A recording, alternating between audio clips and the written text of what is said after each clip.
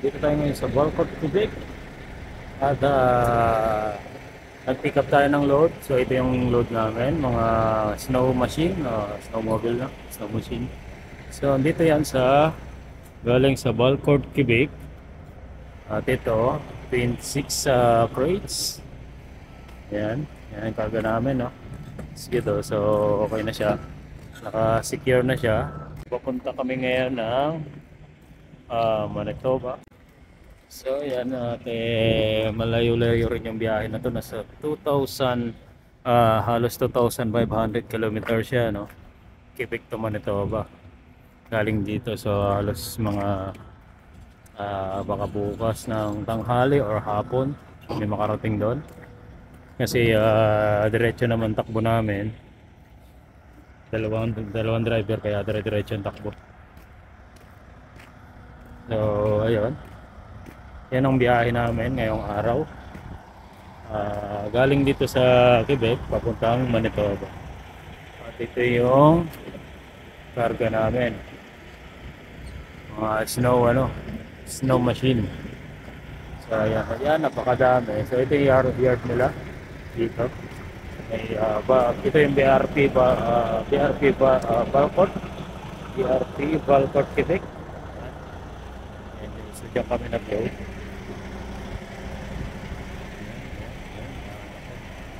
So ngayon,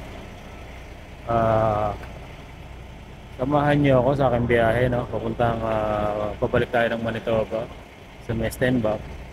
Samahan niyo ako. At malayo-layo rin to. So ayun guys, andito tayo ngayon sa Nipigon, Ontario. At galing tayo ng Quebec, no? So going Manitoba na tayo. Siguro nasa ano na lang siya, 800 kilometers. So tatakbo pa tayo tatakbo ngayon si PBT, mauubos yung oras niya. Then ako naman yung magdadrive. So dito kami sa truck stop ngayon. Ay nakikita niyo mga truck sa may Petropas, sa may Nipigon.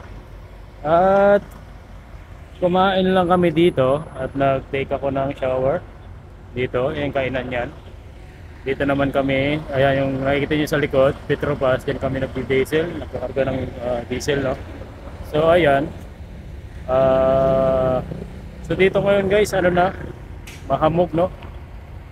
Mahamog na dito, makapal yung hamog kung nakikita nyo yan. Para nagpaparamdam na yung papalapit na winter. Pero mahamog siya, pero di naman siya ganong malamig pa. Okay pa. So nag-take lang ako ng shower at tatakbo na kami papuntang Manitoba. Pero nasa ano pa siya? I think mga 800 kilometers pa kasi ayan nakikita nyo. Ayan, ito yung truck namin. Ito yung load namin. Yung load namin, oh, yung galing Quebec. Ayan, nakikita nyo. Ay, kaway ka muna, bay. Kaway ka muna. Ayan, nagpa-practice na po si Pinoy, no, si PBT. Practice na kasi siya yung tapos na ako at nilalamig yung boses ko. So siya naman yung sasalang bukas. Ayan. So galing tong karga namin, no, galing ng Quebec. Quebec Balcott. Galing yung karga namin skido, no, yung mga snowmobile, snow machine. Tapos may nasali siya na dalawa na maliit. Ayan, maliit. May dalawang maliit din, malalaki na. So ayan guys, oh, kapal ng hamog. Yan, nandito kami ngayon sa Ontario.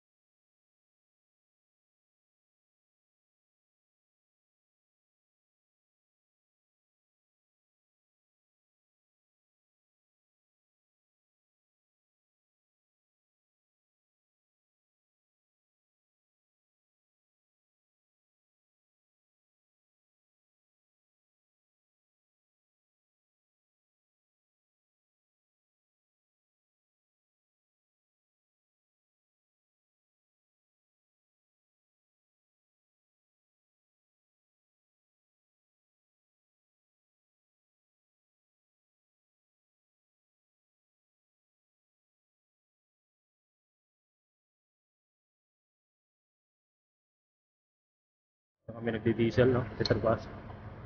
Marami ring truck dito sa kabila naman, yung sa ESO. Yan yung mga dieselan dito. Then, pumarada lang kami dito, no?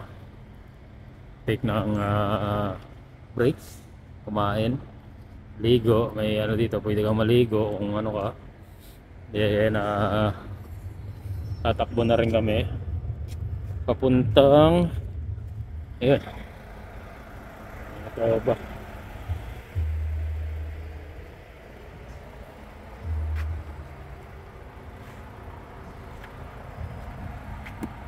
So malapit na talaga yung ano dito guys. Malapit na yung winter.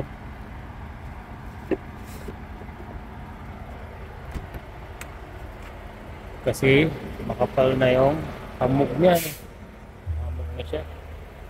Tayo ngayon sa Kenora, Ontario. Ayan. Ayan ang daanan namin. Ang zigzag road.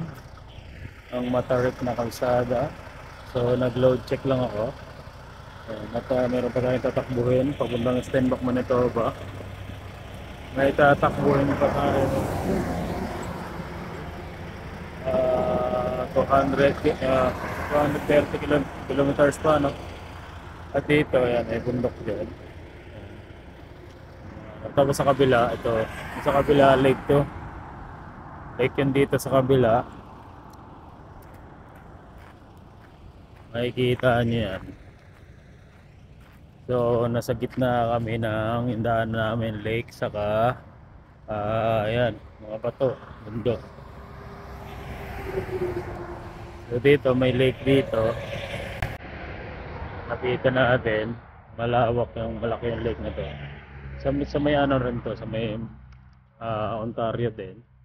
Sa may dito, sa may Kenora na, sa may Kenora, Kenora place na to, no? Ayan. Nakita niyo may lake dyan. So may daanan. So ano dito, no? 6 PM. So magano na siya, magdidilim na. Ayan, makikita niyo yung lake na yan na dito sa may Kenora, no? Highway 17. Kenora, Ontario. At ito yung hindi ko lang alam dito kung may mga ano dito. May mga isda rin dito siguro. Pero sa ngayon wala nagpi-fishing. Wala siya nagpi-fishing ngayon. Dito banda. So ayan.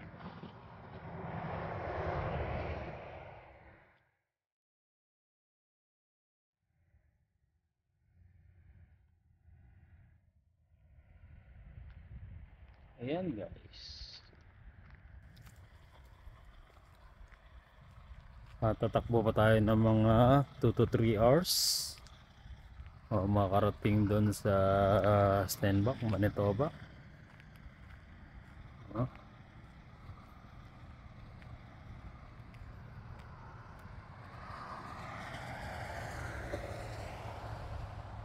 So dito ko na lang tatapusin yung aking yung video na to, yung vlog ko na to guys. At ito yung biyahe ko mula Quebec hanggang Manitoba, no? Kasi dating ko doon gabi na, dilim na. So then magpapalit lang kami, magdadrop lang kami doon sa Stenbach ng trailer. Then biyahe naman kami papuntang Winnipeg to Alberta.